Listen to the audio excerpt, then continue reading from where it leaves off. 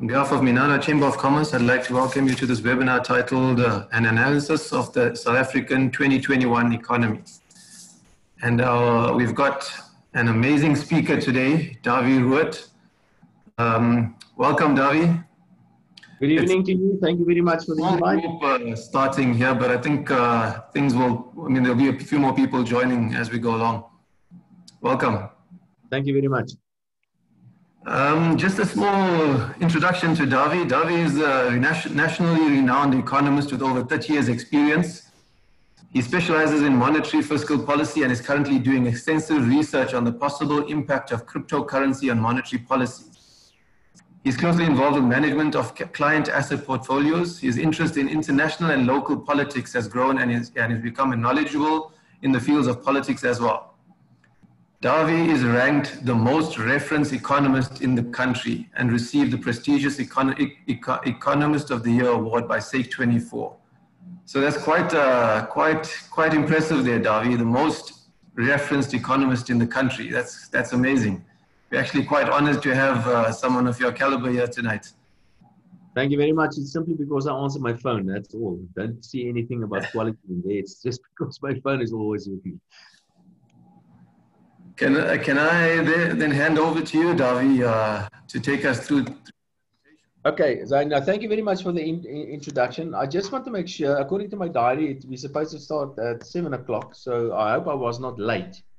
But that's what my diary says. Was I late? No. We scheduled to start at 7:15. Okay, okay, so not a big issue then. All right, okay, yeah. What I'm going to do, I'm going to talk a little bit about the economy. Thank you very much again for the invite.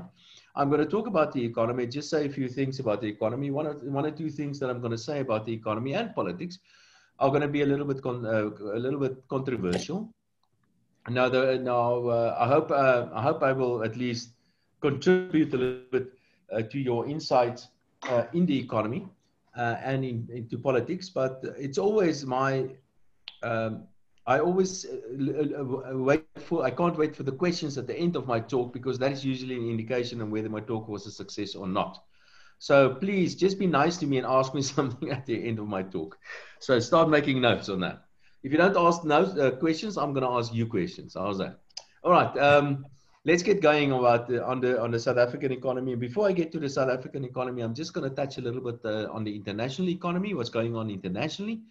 And then, and of course, politics internationally as well. Now, we all know that the international political environment is quite a mess, especially in the United States.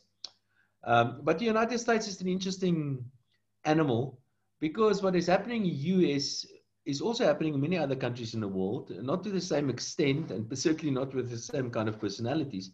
But what you see in the US has been repeated in many other places in the world. Now, let me give you a couple of examples. Brexit is nothing but exactly what we saw in the United States. America first, Donald Trump, America first. Brexit is exactly the same. The UK first. Jair Bolsonaro of Brazil. There's another example of a new nationalist. Narendra Modi from India. He's another nationalist. Duterte of the Philippines, another one. Our good friend, Putin, he's another new nationalist. So without a doubt, you get this new trend internationally of new nationalism, what I call. Now, it's important for us to understand what it means, because usually when you find something like called new nationalism, or this new feeling of this national proud, of pride, and it's overdone, quite often it leads to things like, for example, trade wars between countries. And already we're seeing that, especially between China and many other countries in the world. And South Africa, as a small open economy, will be affected by these sort of things. And already we are being affected by that. So that is important to note, is that politically there's a swing, not necessarily to the right, although there are elements of a swing to the right, but it's a swing to more nationalism, I think. That's politics in a nutshell internationally. Economics, what's happening internationally on economics is that we have a couple of things that's going on in terms of the global economy that is very, very concerning, very, very interesting, and totally unorthodox. Now, let me start with a very, very concerning. One is that state debt levels internationally is currently at the highest level it's been since at least after the Second World War. In some instances, significantly higher than that. So governments or states owe a lot of money. And not only do they owe a lot of money, they spend like there's no tomorrow, and they just keep on piling on that debt mountain that already is there. So governments international are borrowing like crazy. A second something that is happening internationally on the economic front is that central banks, which are statutory monopolies, central banks are doing very, very weird things. Remember, central banks are relatively new inventions, only 100 years or so old, most of them. The South African central bank is only 100 years old, for instance, and that's one of the older ones. Central banks have decided in their infinite wisdom to cut interest rates to very low levels. And not only have they cut interest rates to very low levels, in some instances below zero, they've also decided to print a lot of money, make a lot of money out of nothing. They call it quantitative easing. And they use this money to buy a lot of this government debt that is being issued. Now, what happens in the process is that they reduce short-term interest rates to very low levels. But by buying government debt instruments, they're also reducing long-term interest rates to very low levels. And until it reaches totally ridiculous levels, like, for example, if you want to lend money, if you want to lend money to the German government, you have to pay the German government before they take your money. Now, imagine living in a world like that. I'm an asset manager, so I take people's money and I manage it locally and internationally. So imagine if you give me the mandate to lend money to the German government, or even to put money in a money market fund in Germany. I'm going to give you a guarantee, and the guarantee is I'm going to give you back less money than what you're giving me. So that's a weird upside down world in which we are living. Interest rates internationally are very, very low. Now, it's important for us to understand these sort of things because South Africa, we operate in this world, South Africa with a small open economy, and decisions regarding interest rates, decisions on things like, for example, monetary policy changes internationally or fiscal changes internationally affect the South African economy to a huge degree. For instance, recently we've seen the last couple of days, in fact, we saw the dollar losing value, and suddenly the rand appreciates. So it's not the rand story necessarily, but it's more a case of the rest of the world, what we economists call risk on, which means that the world is quite happy with Biden, it seems, because he seems to be the next president. And not only that, also the announcement about a virus or a vaccine for the virus. The world is quite positive and quite happy about that. And during times of optimism, usually the rand appreciates and the dollar depreciates. So when people want to hide somewhere, they run to the US dollar, because whether you like the Americans or not, the US dollar is still seen as a very safe haven. All right, that's a global environment where we find ourselves today and where the South African economy finds itself. And let's have a look at the South African economy, and I'm going to touch on one or two things in South Africa. And let me start off by talking about politics in South Africa. Now, we have to understand in South Africa that we have the tripartite alliance. The senior partner is the ANC. And the other partners, of course, are COSATU and the South African Communist Party. Now, they had various roles and functions in the past, and that has changed over time. Well, originally, the ANC was a liberation organization that turned itself into what economists called a new liberalist kind of political party. And today it's something else. Nobody really knows what it is in terms of ideology. I think the best one can describe is that the ANC today simply is not an ideological organization anymore. They simply live off the state. It's one massive patronage. The other role players like COSATU used to be part of the political struggle in South Africa, but today basically the COSATU represents not the worker anymore, but COSATU represents mostly the civil servant in South Africa. And they're part of government. Now that creates a real dilemma, because COSATU, which is in a way part of government now, has got to say on the wage bill of civil servants. And I'll get to that a little bit later. The third role player is the South African Communist Party, representing an ideology that is completely discredited, but they're still there. And I think there's still, well, there are many members even in cabinet that are still, many members that are still Communist Party members. But you have to understand that ideologically, the South African Communist Party, their ideological roots go back to the 1920s. So they are, I guess you can call them a bunch of Stalinists, perhaps, but they're not modern communists, there are a couple of them still left, they are pretty much old school communists. So where does that leave us? It leaves us with the tripartite alliance in South Africa, which is very, very corrupt and very incompetent. That is like one huge wet blanket that is smothering economic activities in South Africa. We have never in the history of South Africa seen so much damage done to the South African economy as what we saw with the ANC and the tripartite alliance. Fortunately, in recent months and weeks and maybe even days, what we have seen, it seems to be a bit of a swing within the tripartite alliance. It seems as if the president is on the winning side here mostly. The guys on the losing side are some of the other islands of power within the ANC. One is certainly Ace Magashule, so he seems to be on a losing side. Of course, he's going to try to paint these charges against him as a political vendetta or political charges against him. But certainly the president is on the winning side at the moment. And with the president, Pravin Gordhan is certainly part of that clique. There are some other cliques also. One is Tito Mboweni, and I think Tito Mboweni is losing out big time, but I'll come back to that a little bit later. So what we have is the president certainly consolidating his power, expanding his power base in the tripartite alliance, and other guys like, for example, Ace Magashule is losing a lot of power there.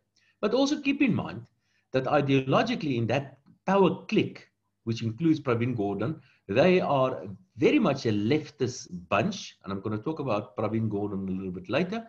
But the history of the president himself is a history that that we have to be frank about. It's not a very, very successful history when he was the deputy president, as an example. During his time as being deputy president, he was personally responsible for the state-owned enterprises, and they are a complete mess and a complete disaster. Eskom is a very good example. And of course, the president always supported his president then, which was Jacob Zuma. So he's got a bit of a history that I think that we as voters in South Africa must be aware of as well. But having said all these sort of things, without a doubt, there seems to be some improvement in the whole thing. Although I must tell you, this massive corrupt patronage system, you can't just arrest 10 or 20 or 100 individuals and think you've gotten rid of this. This whole thing is corrupt, and I think it's going to take us many, many years to fix the ANC. I'm not even sure if the ANC is fixable. But the reality is that the damage caused to the South African economy is absolutely horrible and absolutely immense. Okay, that is the political situation. Maybe I can just touch on one or two things on politics. Also keep in mind, like I've said, COSATU represents the civil servants. And we know COSATU is not a very productive organization, but they can be very, very destructive.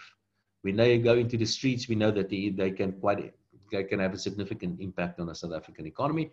And then the Communist Party, their influence is mostly on the ideological front, and they are pretty much a bunch of Leninists. All right, let's have a look at the South African economy.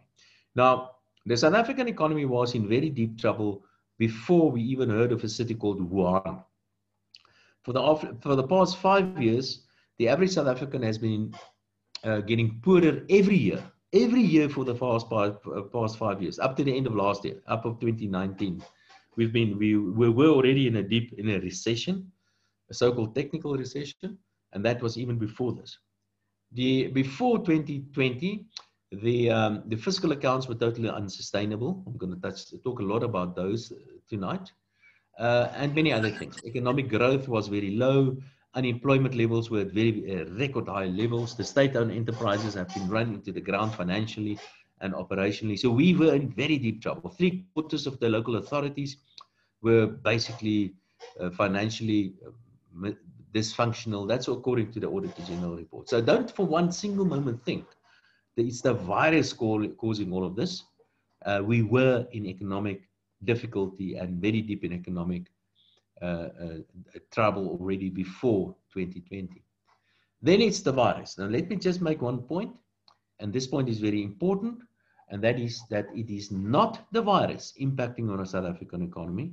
It is not the virus, it's the measures that have been put in place to contain the virus that's doing all this damage. Now we can debate that on whether the measures that we've put in place were the correct measures. I would argue Maybe initially they were the correct measures, but the lockdown in South Africa was far more severe than most other countries in the world.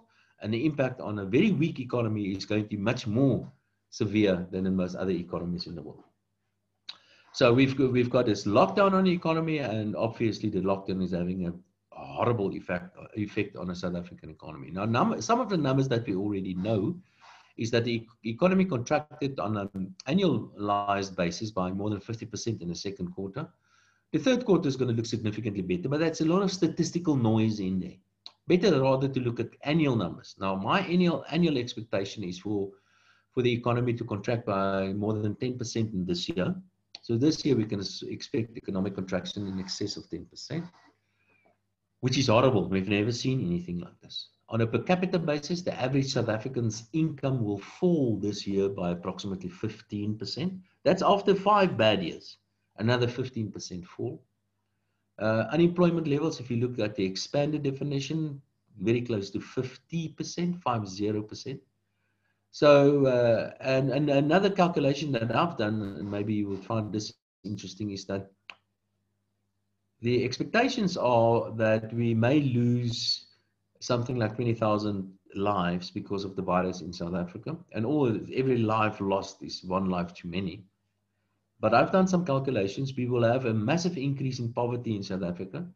And the single biggest killer out there is not this virus or malaria or cancer or any one of those nasty things. The biggest killer out there is actually poverty. We will see a dramatic increase in poverty. We've already seen that. And that increase in poverty is probably going to lead to about 300,000 deaths over the next 10 years. More than 10 times as many people that's going to die from the virus is going to die. And because of an increase in poverty, poverty is going to kill far more people than this virus. So this is a very extremely difficult year, 2020, and we've never witnessed anything like this. It's going to be extremely tough to get out of this. So without a doubt, we are in very deep trouble. Then I did say that I'm going to talk a little bit about the fiscal accounts. The fiscal accounts is actually my expertise. I've analyzed the fiscal accounts. When you talk about the fiscal accounts, you're talking about what the Minister of Finance basically is doing: state spending, tax revenue, fiscal deficit funding, and stuff like that, state debt levels, and so on. So those are my expertise. And because the economy is just not performing, state revenue in the current financial year is probably going to be about 320, 330 billion rand, less than the original budgeted estimates. Now let that sink. That's not my estimates. The Minister of Finance's estimates is about 310 billion. So there you have it. Let that sink in. The tax collections will be more than 300,000 million rand less than originally budgeted for, because the economy is not growing. And if the economy is not growing or contracting, then you don't get tax revenue. So that's it. So tax revenue will be under tremendous pressure, which will have certain implications for the budget next year. And I'll get to that just now. On the spending side, state spending, of course, will go up quite a lot because of all the measures that have been put in place to support the South African economy, trying to support the South African economy. It's certainly not 500 billion rand like what the president has said, for example, but it is a couple of billions, probably around about 100 billion extra spending in the economy from the fiscal accounts to support the South African economy. Now, if you put these two factors together, less revenue, more expenditure, the fiscal deficit, the difference between how much they borrow and how much they spend, is going to be in the region of approximately 800 billion rand. And that's the amount of money that they will need to borrow this year. As a percentage of the economy, that is approximately 17% of the economy. So the fiscal deficit is approximately 17% of the economy. Remember, it is calculated as a total fiscal deficit as a percentage of the economy. So we have two factors here: a bigger fiscal deficit and at the same time a smaller economy, which means that this ratio is going to bomb out completely. And I'm talking about a fiscal deficit of approximately 17% of GDP, the highest ever. So if you borrow all this money, then of course you increase your debt, your existing debt mountain. Now we already had debt levels at record high levels. And by the way, and I said I wanted to say something about Pravin Gordhan. When Pravin Gordhan took over as the Minister of Finance, so that's 10 years ago, Debt levels were at approximately 25% of GDP, and he doubled that to more than 50% of GDP. Because of two main reasons. The one is that huge spending on the wage bill, on civil servants' wages, and the other one on trying to keep dead institutions like South African Airways, for instance, alive. And of course, Eskom was also eating up a lot of that. So he's been force feeding huge amounts of money, your money and my money, into the state-owned enterprises, and in the process, increasing state spending quite dramatically and state debt in the process as well. Coming back to this year, so we're talking about the fiscal deficit of about 17% of GDP, which will be added to the fiscal debt burden, and the fiscal debt as a percentage of GDP in the current financial year, which will end the end of March next year now, and that's at 5 months time, will be 84% of GDP, the highest it's ever been. Now that really becomes a problem because you have to pay interest on that debt. And it's not only that debt that matters. There are some other debt as well. Remember, Eskom owes 500 billion. And that 500 billion of Eskom, most of that is guaranteed by the state. So you should actually add that to state debt. And many of the other ones, PRASA, part of South African Airways, and the list just goes on. So in fact, if you include the state-owned enterprises, debt to GDP is currently about 95% of GDP. So even if you exclude the state-owned enterprises, within 4 years, we're going to see debt to GDP ratio in excess of 100%. Now, interesting when you talk about, I did mention politics, it's important to understand politics, but if you listen to the Minister of Finance, Tito Mboweni, and remember the Minister of Finance is a very senior guy. He prepared and he delivered his medium-term budget policy statement. Now, 6 weeks ago? And you have to compare that to his emergency speech that he had in June. Now, in his emergency speech in June, what he did, we still had Tito Mboweni's economic plan on the table then, and Tito Mboweni then had a couple of markers or a couple of lines in the sand. For instance, debt to GDP ratio will be stabilized at a certain level, and state spending and things like less spending on state-owned enterprises and that sort of stuff. Now, when he eventually delivered his medium-term budget policy statement now in October, last month, those pegs in the sand was completely removed and it was replaced by something else. For example, in the meantime, we've got the president's economic plan, which differs quite markedly from that of Tito Mboweni. Additionally, these very important numbers, like, for example, the debt trajectory and the fiscal numbers and that sort of stuff that investors look at and economists look at, those numbers all the important ones were basically changed. So it's clear to me that Tito Mboweni is being sidelined here. In fact, he said that. He said, I have to toe the line. So he's being sidelined here in is that the function, the budgetary process and function is actually moving to the union buildings. And that means it's moving to the president. And that means that Pravin Gordhan has become a kind of a super minister. He's, I guess one can call him the prime minister in South Africa, because one of his pet projects, like South African Airways, where Tito Mboweni said, I'm going to stop funding this thing, got another 10 billion rand in the most recent speech of Tito Mboweni. And I can promise you that's not the last. They will need to give even more. So I've got a suspicion Tito Mboweni is gradually losing out here. And I have a suspicion that Tito Mboweni will eventually be worked out as the Minister of Finance. He's not going to be around for much longer. I think he's simply there because I think the markets will be spooked if Tito Mboweni if he leaves now. His deputy is probably going to take over from him, also a member of the Communist Party, by the way. But a clever guy, but pretty much an interventionist like the rest. So Tito Mboweni, a lone voice in a wilderness, he has been sidelined. There's little doubt about that, and he may even leave. Now, what does it mean for the budget of next year? Well, for the budget of next year, a few things. One is that we will see tax increases. There will be a so-called solidarity tax. It could be in a form of a wealth tax. I doubt that. It's probably going to be in a surcharge on personal income taxes. So expect an increase somewhere on the wealthy people, especially people in Durban. So some increase on the taxes on the rich people. And then, of course, a couple of other taxes, the sin taxes on alcohol and tobacco products. And even things like, for example, the fuel levy, all those sort of taxes will be increased. And there's even a possibility of an increase in the value-added tax. I don't think so. That's politically very difficult to do, but it's certainly not impossible that could happen. They will attempt to increase certain taxes, but it doesn't really matter because you will not be able to fix the fiscal accounts by tax increases. We are already very, very heavily taxed. Our tax system is of the most progressive tax systems in the world, and you're not going to get in much money if you increase taxes in any event. On the spending side, we have to cut back on state spending, and that is what Tito Mboweni budgeted for less spending, especially on the wage bill.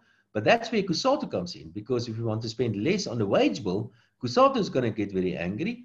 And the question is, will the president and Pravin Gordhan, will they have will they be able and be prepared to confront Cusatu in the streets? And I do not think so, because that's the reason why Pravin Gordhan previously did not allow Eskom and South African Airways and all those sort of things to be restructured, because Cusatu simply forced him to keep on increasing all these wage increases and so on. So politically, I can't see how we will be successful in cutting back on state spending. And then, of course, that will mean that the fiscal debt levels will bomb out to very high levels. And then that means that further downgrades, further outflow of capital, weaker economic growth, and everything that goes with that. And it means basically a fiscal debt trap. These sort of things always end the same, or usually the same, and that is with relatively high levels of inflation, or maybe even very high levels of inflation. We are in very deep trouble, people. We are in very deep trouble. The fiscal accounts are a mess, are a complete and total mess. And one way of getting out of that is to put pressure on the Reserve Bank to allow inflation to go much higher, which will have a detrimental impact on other parts of the economy, but at least it will bring the debt levels relative to GDP down. Talking about the Reserve Bank, that's certainly some good news. Lesetja Kganyago is an excellent governor at the South African Reserve Bank, doing an excellent job. He is certainly there, he's protecting the independence of the Reserve Bank. But I think the political pressure will build up on the Reserve Bank over the next year or 2, 3 or so. He's there for another 5 years. And he's a good guy, but he's really got his hands full to try to to protect the Reserve Bank from the interference from the politicians. But expect more of that to happen. I also believe that we could eventually see, because of this huge fiscal deficit, let me give you another number. South Africans save approximately 15% of GDP, which is far too low compared to more than 40% of the Chinese. So we save about 15% of GDP. The fiscal deficit this year is going to be nearly 18%, 17 odd percent to GDP. So the state will borrow all the existing capital, all the existing savings will the state borrow in this 1 year. And that's why the private sector will not invest, because we've used up all the existing savings to invest, making us very dependent on foreign capital inflows. If we don't get that, there's just not money to invest. And that also is part of the reason why long-term interest rates in South Africa is relatively high. So the bond market, for instance, in South Africa is also relatively high. Another good thing in South Africa is that the rand is very weak. Still, even at these slightly better levels, the rand is very weak level, which means that a foreigner that wants to invest in South Africa can enter the country very cheaply. Also, we've got excellent yields that we offer on the capital market as an example. So very juicy, attractive yields. And also very importantly, our financial markets are very, very liquid. So a foreigner can come in a liquid market, take a bite out of the apple and run out again. And he can do that. And that can actually lead to a very strong currency in the short term. So I don't think the rand is a one-way bet because of the factors I've just described. But the medium longer term, there's only one direction for the currency, and that's for a weaker currency. And that is why I advise, and that's why I also assist my clients to take money out of the country and to invest, make sure a substantial portion of your assets are invested abroad. That's what I do. So there's my pun for my own business. Then one or two other things, perhaps on a personal level. We have many challenges in South Africa, as I've just described. But it doesn't mean it's the end of the world. I think depending what industry you are in, there are certainly opportunities in the country, but make sure you make your money here, but take it out. Also, make sure that you're well informed about things. Also, that make sure that you can identify the risks in your industry and that you are capable to manage those risks. One very good example of risk is to make sure that you're liquid, that your business is liquid. Make sure that your business stays alive, that your business can survive these difficult circumstances. Things will start getting a little bit better, but I'm afraid not much better because of the wrong macroeconomic policies, mostly by the state. And then perhaps maybe just a last comment I want to make, and that's really on a personal level. Now I speak to students and school children quite a lot. And I'm not thinking you school children or students, of course not. But I understand there are a couple of young people there, so maybe it's directed to them. So something that I learned personally, and I would like to share this with you, if I may.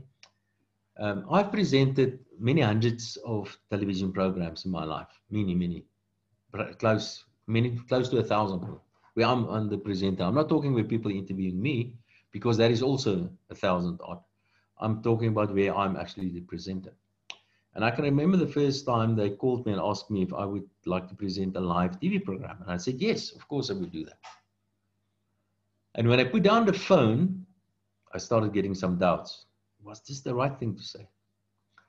It was still 2 or 3 months away, but gradually the day was coming closer. Months turns into weeks, then in days. And as the time gets closer and closer, that feeling on my stomach was really getting annoying. And I was really getting very angry at myself. How on earth could I get myself into this? Sitting in front of a TV program and live. And I got into the studio the one day and I went through everything. It's quite nerve-wracking to be in the studio with all that technical stuff and cameras and people running around and so on. I don't know if you've ever been to a TV studio, but there's quite a lot of things happening. And I didn't know what any of these people, what they're supposed to be doing. And I can remember they went through my script, getting ready. And then I could hear the director started counting down on my ear, because you got a little earpiece. 10, 9, 8, 7, 6. And then he stopped counting down at 6. And then the floor manager will take over and he's standing behind one of the cameras and he would show me. I can tell you, I died 1,000 deaths.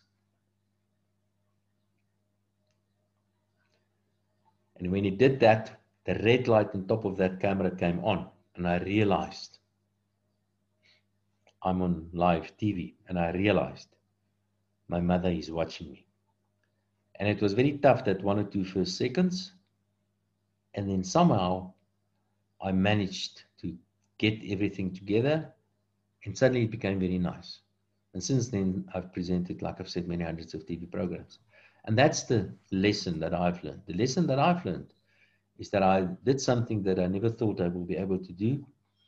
And I was so amazed that I actually could do it in the end. So that, on a personal level, is my advice to young people, especially. Try stuff that you don't think you will be able to do, and you will be amazed on what you can do. So there you have it. That's half an hour. Thank you very much for listening to me. And like I've said, this is the part that I'm going to see if this was a good talk or not. Thank you very much for listening to me. Thank you, Dawie. Very, very interesting presentation. Very bleak. Very sad.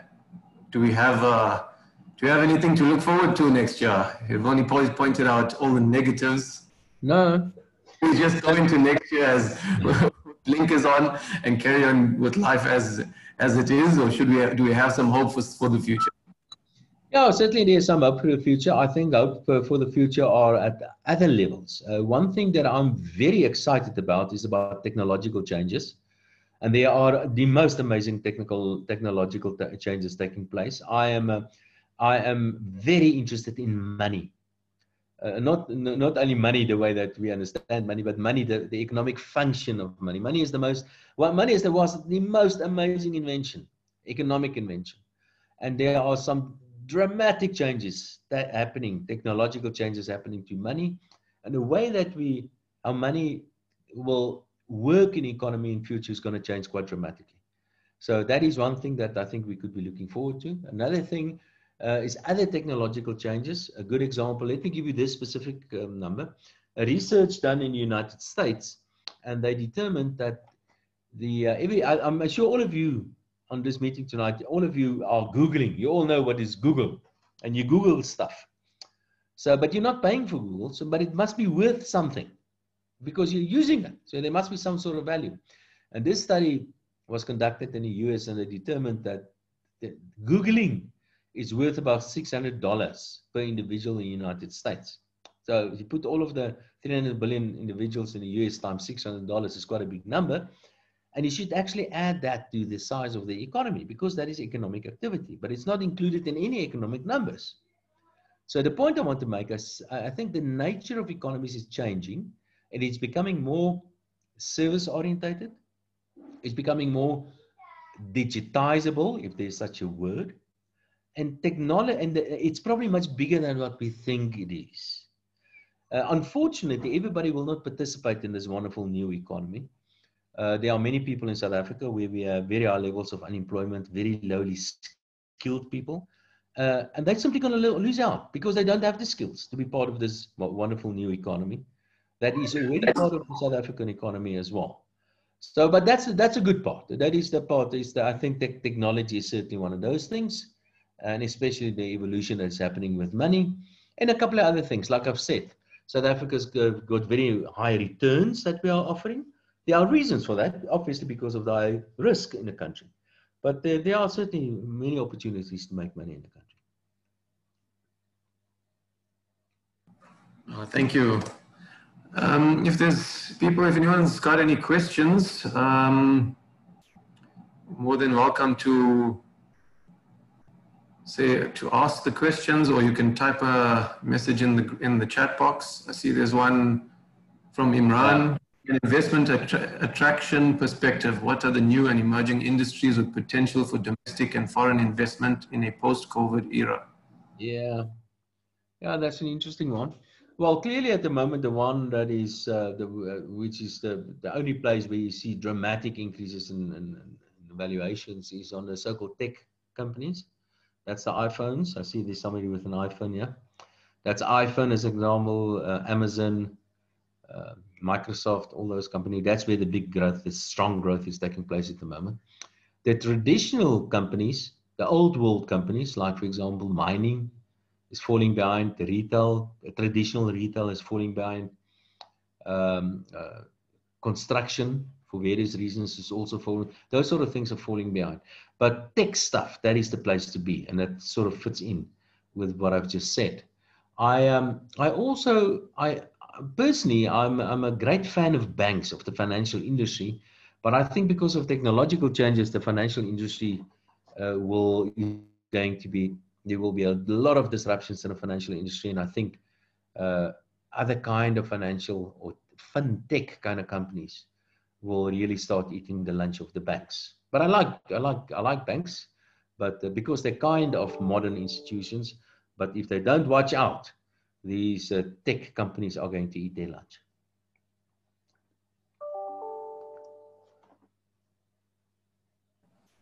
Dawie, you mentioned how bleak the economy is currently here in South Africa, but compared to similar economies around the world, how do we fare?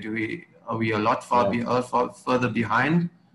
Or all right. Can I just expand on the previous question as well? There are some other industries that I personally quite like as well. One is agriculture. Funny enough, agriculture. And I like agriculture because there's also a revolution taking place in agriculture.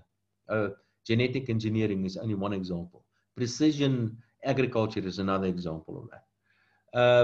So agriculture is certainly one of those places. Another place that I also personally like is the medical industries, where, I mean, this watch that I'm wearing here, for example, This watch can measure, can tell me I'm going to get sick before I actually know myself. I'm going to come down with a cold or whatever. I mean, this is a kind of personalized medicine and personalized tech stuff like this, for example. Those are some industries.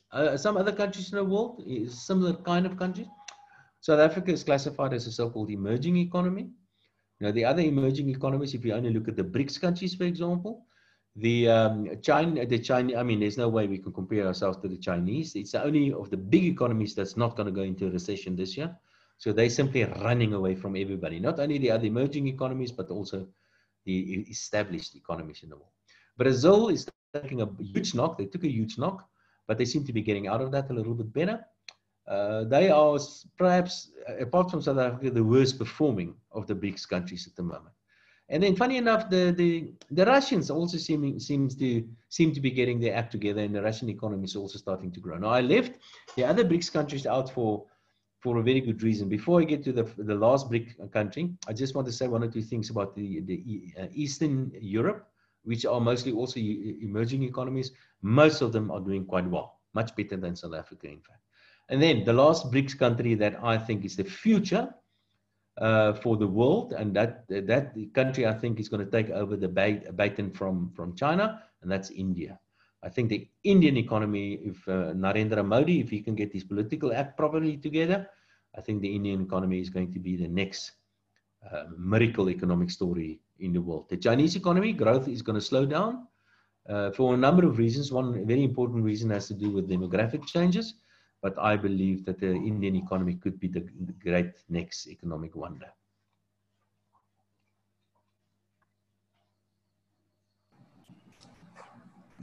Sorry, can I say?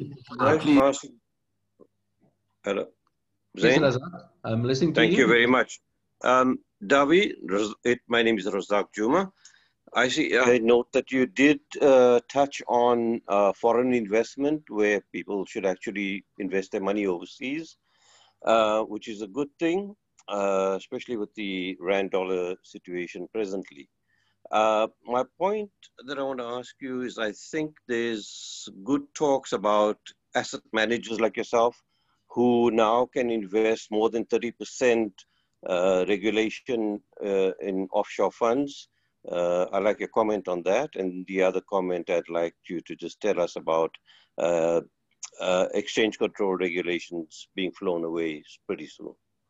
Yes, I just read an article about this change that Tito Mboweni announced in his medium-term budget policy statement, which you are referring to.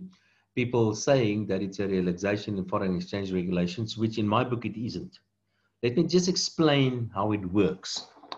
In the past, for example, a foreigner, say an American, for instance, can come to South Africa and list an American bond on the bond exchange or on the JSE. What then can happen is that if you invest in this bond, then that will be classified as a foreign investment, okay, with the limitations of Section 28 of the pension fund applicable to that, for example. Now, Tito Mboweni has changed that. He says that if you invest in a rand-denominated financial asset listed on a JSE, that will from now onwards being considered as a domestic investment. So it's not a foreign investment anymore. Now, I don't know if you know how asset swaps work, but it's pretty much the same as an asset swap. Now, let's just give a simple example. So a foreigner will come and list a financial instrument on a JSE in rands, remember? So I will go and buy it in rands on the JSE, and the banks will take this money and convert it into dollars and give it to the foreigner, which will use it for whatever reason, for whatever purpose. He will pay me interest or dividends, whatever the case may be. The dividends will flow back to via the banking system from dollars converted back into rands, and I will get my return on my rand investment on the JSE. But I don't have dollars, and it's important to understand that. I still only have rands. It's a hedge position, and I get my returns, dollar returns converted back to rands, but I do not have dollars. I have rands. I've lent rands to an American in this example. And he converted that into dollars, but I can never get dollars. I must always convert. Once I sell that, it will be sold back into rands and not into dollars. So in my book, that is not technically a relaxation of foreign exchange regulations. In my book, if I want to take money out, in other words, convert my rands into dollars, that is where an actual foreign exchange regulation, the relaxation. So that's the first point. The second comment about foreign investments, there are a couple of challenges that you have to be aware of, a number of pitfalls. Be careful, be very, very careful. Well, the most important thing that you need to do, you have to know who you're doing business with. There are a lot of crooks out there, and I see them every day. So be careful. Whoever you do business with, make sure you know who you're doing business with. Once you've decided on a company or whoever that you want to do business with, remember the next thing that you have to sort out is that you have to have the correct structures. This is also extremely important.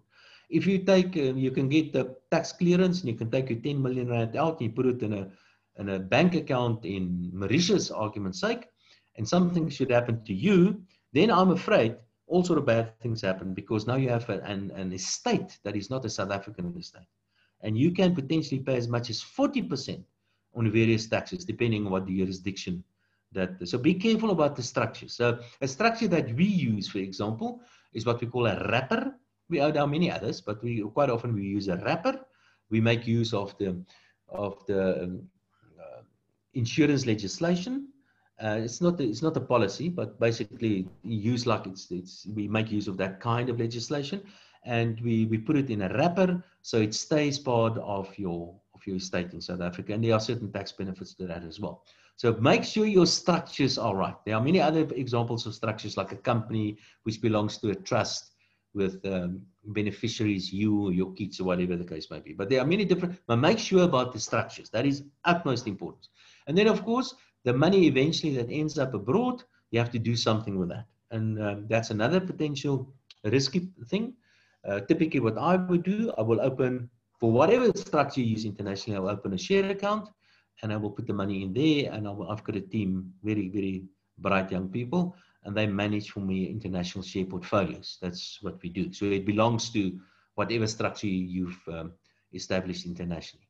So, and we take huge amounts of money out of the country every month, exactly in these kind of structures. So there are some of the pitfalls.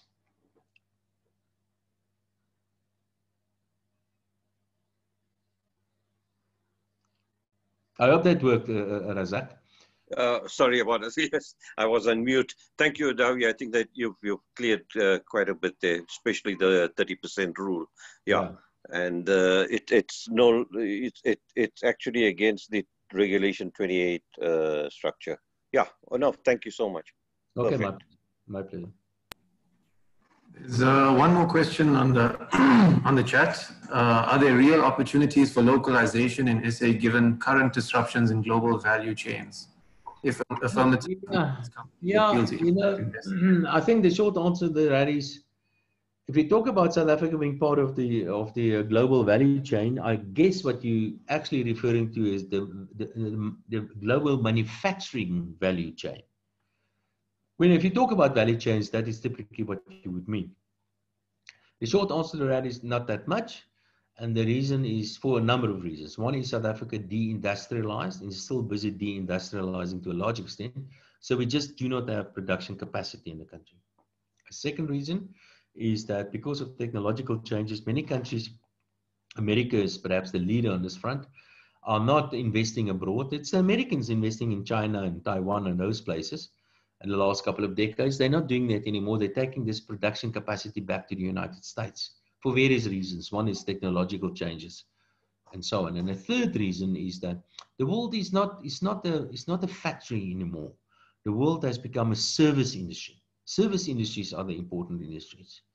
So of course, there will always be opportunities here and there, but I'm afraid that I'm not very excited about South Africa being part of the manufacturing value chain internationally.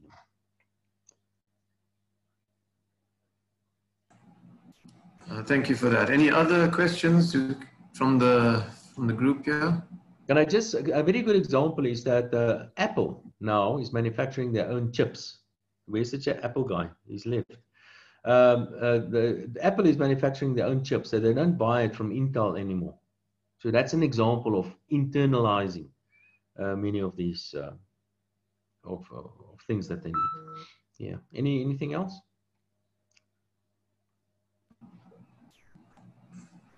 Anyone else? Any other questions? No, if that's it, I'd like to say thanks to Dawie on behalf of the Minara Chamber of Commerce. It was a wonderful presentation, very insightful. Appreciate your time. Hopefully we get to do this in person next time. Yeah, that would be very nice. If you want to, something that I did mention, I'm crazy about money, the working of money in economies. It's so amazingly interesting. So one day maybe we can talk about money, and I can tell you what the function of money, how money works, how money is created, and what the future of money is. Yeah, that would be great. Appreciate your time. My pleasure. Thank you all. Yeah, if there's nothing else, we can adjourn this meeting and say thank you very much. Thanks to everybody for joining. Have a good evening. Thank you. Goodbye. Cheers. Bye-bye. Bye.